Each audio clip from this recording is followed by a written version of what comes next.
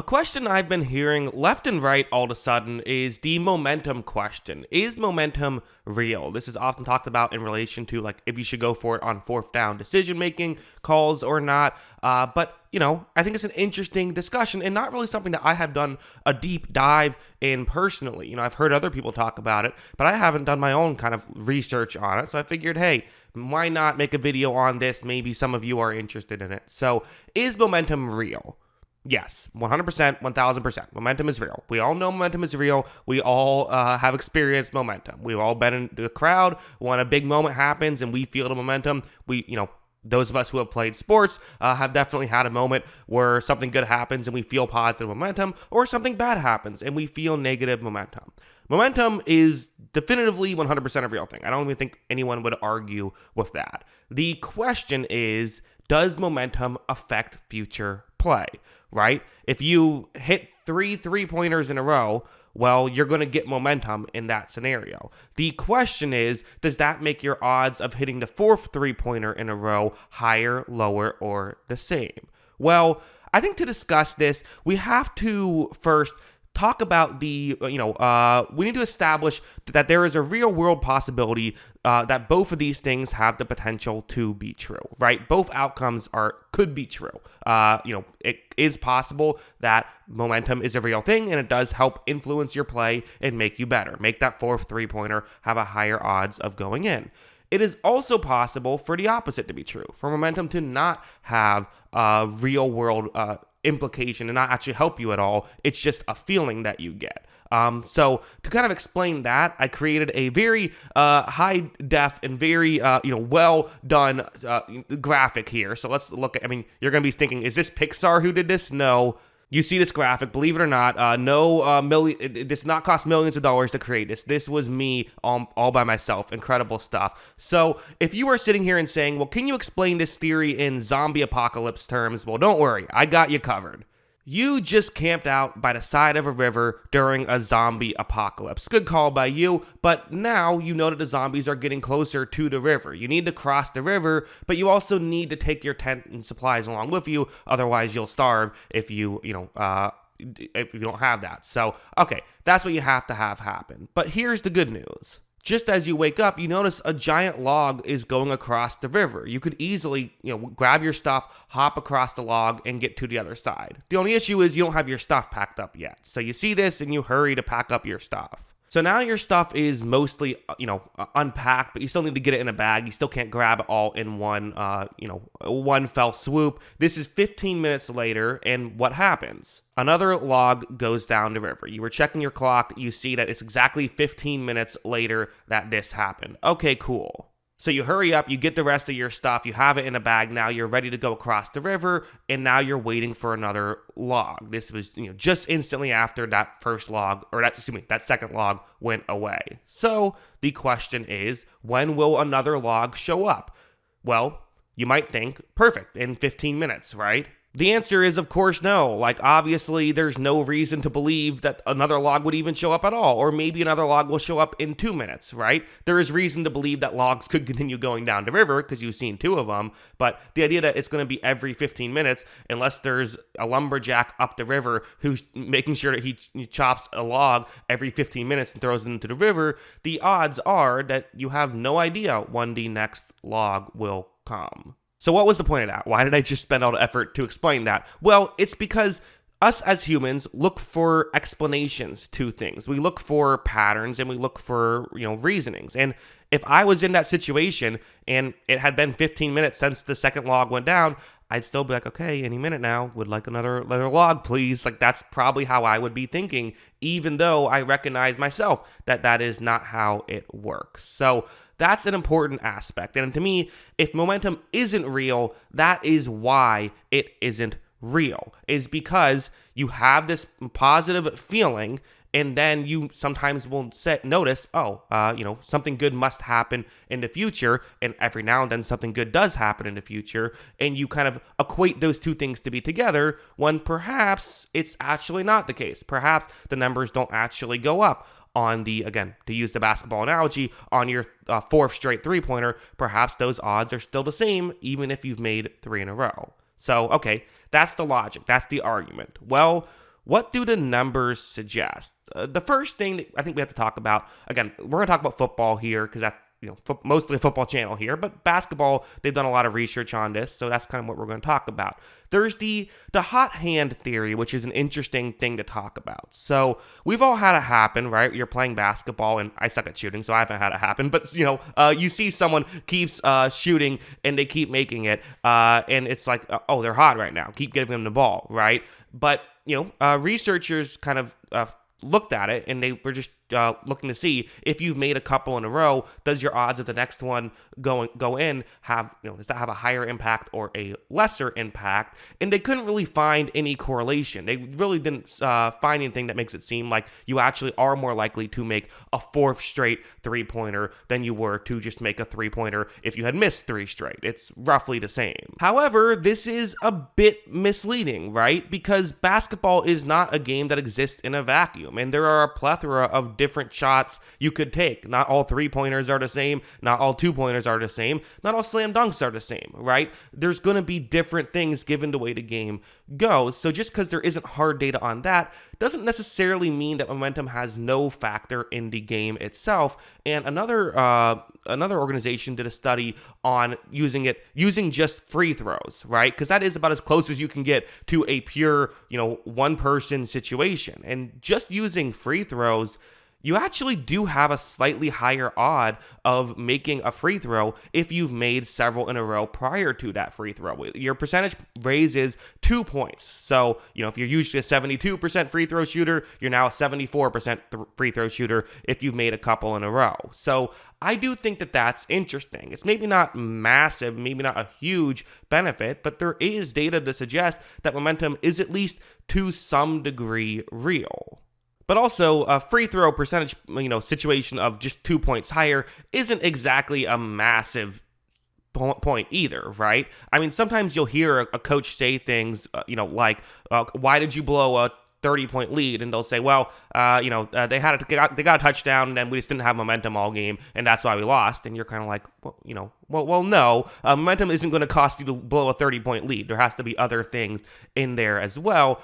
But kind of the way I think about it is, of course, a coach is going to overvalue momentum, right? A big part of their job is to help with the mental side of things. And even if it's only a 2%, situation, a 2% free throw point raise or decline, it's still their job to get those 2 points higher, right? So trying, speaking that way and overvaluing momentum and paying attention to that stuff, of course, it does make sense. I think a counter argument that people who say momentum isn't a thing would kind of levy is like, well, do we really think, just think logically, do we really think Tom Brady becomes worse at football because the other team scored a touchdown? Or even like Jared Goff, like does he become worse at football just because, the Tampa Bay Buccaneers scored a touchdown?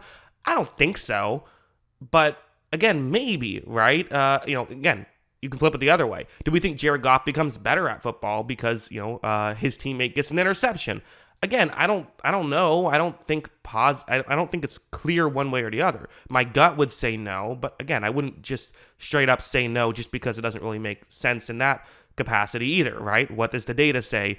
And, another thing to factor in when it comes to momentum is, especially in football, there is a real tangible benefit to getting momentum. Like, I'm not just talking about how it makes you feel, but if your team scores a touchdown and you're at home, the crowd's now going to start to go crazy. And now the opposing team's defense comes on the field, and it's going to be more difficult for them because it's louder to get all the plays in and everything. There's a tangible benefit right there, which might not be because of momentum. It might just be because of the crowd itself, which makes trying to find data on this really difficult.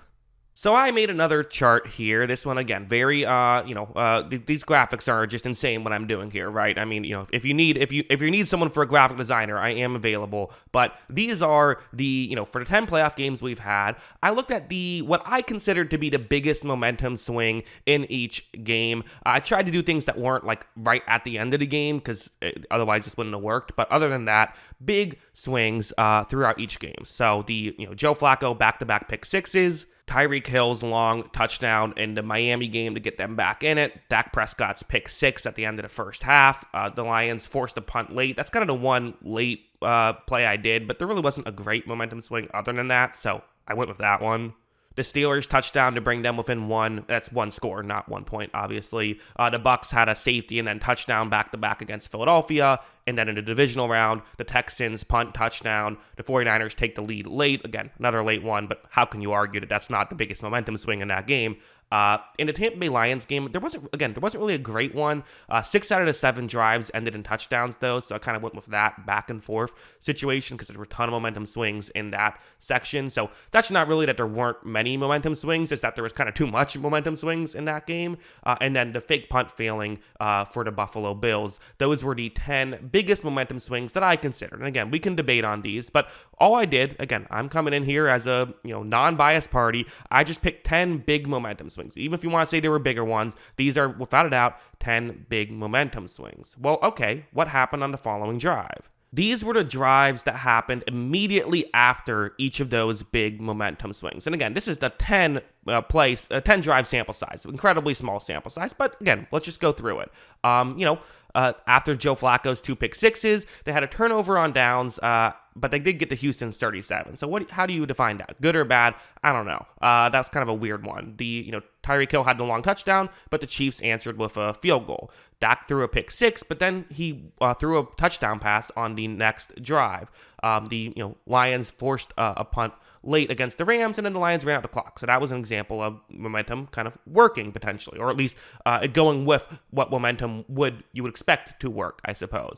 Once the Steelers brought it within 1 score, the Bills scored a touchdown, and after the Bucs had their safety and touchdown situation, there was a turnover on downs, but the Eagles did get the ball all the way to Tampa's 20, which is one of their better drives of the day. Again, last week there was after the Texans had a punt return touchdown, they held the Ravens to a 3-and-out. So, okay, again, that works with it. And the 49ers, after taking the lead late, they were able to get a Packers turnover, the Jordan Love turnover. I wrote turn rover instead of turnover, but, I'll do my best here. It wouldn't be a Jackson Kruger Sports video without at least one misspelling, right? You then have the Lions-Bucks game kind of doesn't really work here in terms of again, there was answers across the board, right? Each touchdown was basically followed up with another touchdown, so I wouldn't say momentum really was a key factor in that situation. And then after the fake punt failed, again, that's kind of a weird one where Kansas City, they got to the 1-yard line, but then did turn the ball over at the 1-yard line. So how do you define that? Who can say? But those 3 instances are the only 3 instances where it goes with momentum. Again, how do we see momentum falling? Well, you score a touchdown, then your defense gets a stop right after, something like that. Only 3 instances did that really happen. When the Lions forced a punt versus the Rams, and then they were able to run out the clock. The Texans got a punt return touchdown, and then were able to force a 3-and-out. And then the 49ers took the lead late, and then forced a turnover. In the other 7 instances, either momentum went the opposite direction, or it is kind of a gray area. To me, those 3 are gray areas. Joe Flacco 2 pick sixes, and again, you got to mention something I meant to mention earlier. Obviously, those are 2 plays, right? How much does that factor in? Although, again, the way I'm viewing momentum isn't, momentum is a real thing, right? I'm not saying it isn't. My question is, when momentum is at its highest, how does that affect the next situation, which is why I'm doing it this way. But even so, it's a gray area regardless, because, they still got a, turnover on downs on the next possession. At the same time, though, Flacco did move the ball a bit on the next possession and did a better job than you're used to seeing. And, I would actually say on the, for the Bucs-Eagles one, that would just, to me, definitively be a good drive by the Eagles. They didn't finish it off with a touchdown, but it was a good drive. They got the ball down the field and had one of their better drives of the game. So I wouldn't say that momentum was a factor on that drive, but again, was a factor on a touchdown that happened right after the safety. You could debate it. And the other gray area for me is the failed fake punt situation for Kansas City, because again, they did get to the 1-yard line. Was that momentum not working, or did momentum work and then one guy just screwed up? Again, it's hard to say. Most, I think, hard data suggests that momentum, it's hard to really quantify, and there isn't a lot of evidence in the data to quantify it. But that doesn't mean it doesn't exist. It's possible, it's just in very rare instances that it does exist, right? Maybe in, all these situations I'm talking about, it's okay, well, maybe in 9 out of 10, it didn't actually matter, but I don't know, just picking one as an example. What if, the Texans punt touchdown momentum actually did help get that 3-and-out right after? And so maybe, it doesn't fully influence the entire situation, but maybe in small ways. And while a lot of studies do point to it not existing, there are other studies that have pointed to potentially it being real. There's a UWM professor who did a research thing that looked at the 10 years of NFL play-by-play data and basically just suggested, took out end of game scenarios and said, okay, if you have a positive drive, what happens on the next 3 drives? And actually there is slight evidence to support that momentum is real when you do that. And again, there's X factors to it, right? You're never going to get these things perfectly in a vacuum. Is it possible that part of why that was the case is because, if a team had a good drive, maybe they have something that day, right? So not exactly a perfect study, but it is interesting. So does momentum exist? Yes. Is momentum something that can help you predict what's going to happen on a next drive? Not in a big way, potentially in a small way. And I suppose if all else is equal and you have nothing else to go off of other than momentum, it'd be fine to look at that. But it's certainly not something that there is strong evidence to support momentum being a good predicting factor in what's going to happen in the future.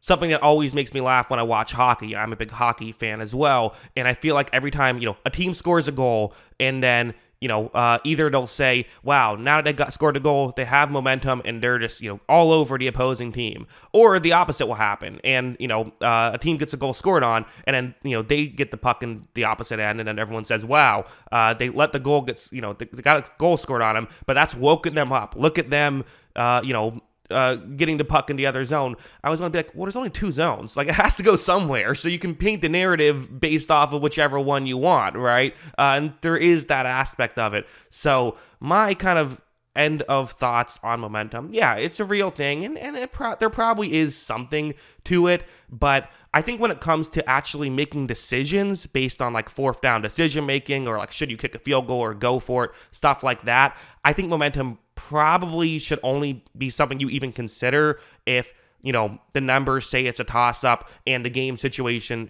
the players on the field, all the X factors, those things all say it's a toss-up. Then I'd be like, okay, well, let's just go with momentum then. I think it would be fair in that situation. But like, again, if, there's something where analytics say like, yes, absolutely go for it here, and you have, a great wide receiver who can probably convert on it and a great quarterback, you shouldn't not do it just because like momentum isn't on your side. That's how I view all of that, because at the end of the day, these are professional athletes, and we're talking about the NFL. They tend to be pretty good at, even if momentum is against them, not letting it impact them. Again, people might counter that with specific examples. Well, what about this situation where a quarterback threw, again, what about the Joe Flacco situation, right? He threw in a pick 6, and then because of that, on the next play, on the next drive, he threw another pick 6. Well, is that what happened? Or did he just, did 2 logs happen to go down the river in, a 15-minute span, right? And again, even with that, there could be tangible reasons for it happening. The second pick 6 was on a 4th down, which he had to make a decision because now they were down a bunch of points, and then another pick 6 happened, right? So maybe that second pick 6 only happened because of the first pick 6, but maybe momentum had nothing to do with it. I don't know. It's an interesting discussion, but yeah, those are my conclusions on all of this. I don't think it's a lot of analytics people like to say momentum. What are you even talking about? No, there's something there. There is. But I don't think it's as big of a deal as some people make it out to be. That's my conclusion. What do you think? Let me know in the comments below. Always love hearing from you. And of course, as always, thanks for watching.